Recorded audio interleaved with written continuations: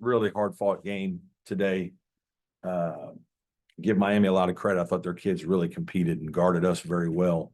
And our guys too. I thought both teams played exceptionally hard. Points were hard to come by. Both coaching staffs know each other so well. We've played against each other for years. And so just teams were prepared. And in those kinds of settings, sometimes can be hard to score. And thought our guys really did a good job late in the game of execution of some plays and just made some plays to win the game. It was really the only difference. Obviously, a couple, critical plays. Dylan Hunter's 3-pointer late clock, and then the bang call that looks like we're going to steal it, and then we don't, and then they shoot one at the buzzer, and it's half a second late. Those are two, momentum killers for them that go against them. But I'm proud of our team. This was a hard game for us coming off the emotional game against Kentucky. 9,000 people, crazy atmosphere, and to come here and it's not like that, and it's noon on Saturday. You got to fight the biggest opponent, that is human nature. And we talked about that a lot the last 24 hours. And so I'm proud of the way our guys fought. Like we again didn't play as well offensively, but we guarded our tails off and made a couple more plays down the stretch to win. Questions for me? The slow start, both teams really had trouble scoring at the beginning. Wasn't that? Yeah, we scored a little bit. We're up 10-1 or something like that, and felt like, I think sometimes that's almost like, well, this is good. Like we're gonna have a nice, fun game here Saturday, and then all of a sudden, Miami's potent and they make a couple threes and get going a little bit, and they did a good job guarding us. And then all of a sudden, we had a hard time scoring and missed some open shots. They missed a couple open shots. And then it's kind of like I told our players at halftime, guys, this is an ACC game. This is going to be hard. You're in another team's home court, their first game of the year.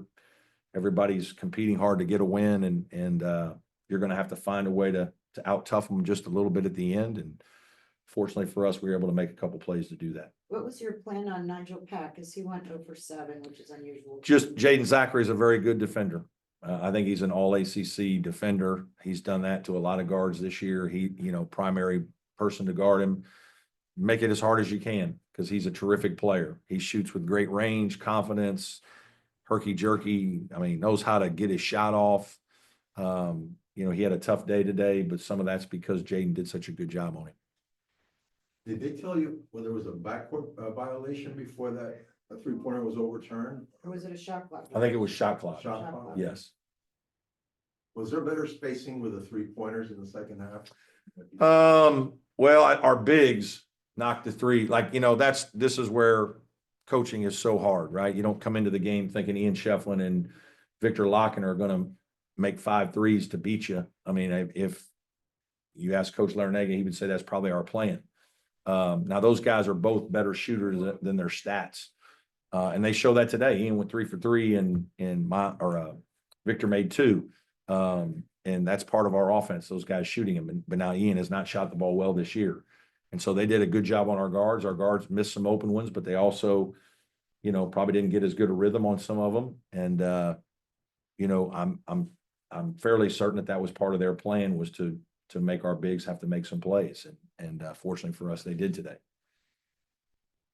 Any questions on Zoom? Hey, Brad, it's Larry. I guess how impressed are you that sort of down the stretch when things are hard, that not just not just Chase and Ian sort of sense the moment, but Jaden and Victor and Dylan sort of rise, their play rises to the level that's required in that type of situation? Well, they did today. And they have a couple times this year, right? That's part of being older, a more mature group. There is some cohesiveness that you're working through, right? Victor is still learning all that we're doing and what we're looking for. And sometimes if a primary option is taken away, what's next? And, but obviously I'm extremely pleased. We executed extremely well down the stretch. I think one of my guys told me he might have scored on our last 15 possessions. That almost seems unheard of. Now, some of those are free throws where we got fouled. He's probably counting, but whatever it was, the last 4 minutes, we executed very well and got good shots, and guys not just got good shots, they made them. There were some good shots we got throughout the game we didn't make. I mean, our guards, need to shoot the ball better from three. And I think they will, but today they struggled a little bit. I think Chase hit that three and started to attack more. How much of a settling effect do you think that provided just overall? Yeah, I thought he played very well. His numbers in terms of field goal attempts and percentage efficiency probably isn't as good as he would like or has been, but he made a lot of tough winning type plays, right? Like that's at the end of the day, you got to have some good players to go make plays for your team when your team needs you, play after the play. Something breaks down, they guard your initial couple of options, and then you got to kind of keep the ball moving, and somebody's got to do something and create. And obviously we did some ball screen stuff with him up top, and he was very good. He's done that throughout his career, but he really kept us in the game and made some plays to give us a chance to execute down the stretch. Hey, Brad, this is Darren Carter with the Greenville News. Speaking of Chase, in true road games this season, he kind of elevates his game. He led you guys in scoring tonight, and against Boise, he scored 30. What kind of makes him kind of that player that steps up in those true road environments? I just think he's an experienced guy that's a confident player that's been in the league a long time and played in a lot of big games throughout his career. I mean, I think he knows our team, our coaching staff. We all have a ton of confidence in him. We know he's put in the work over the years, and that's who he is. It's what he does, and this is part of that is this time of his in his career.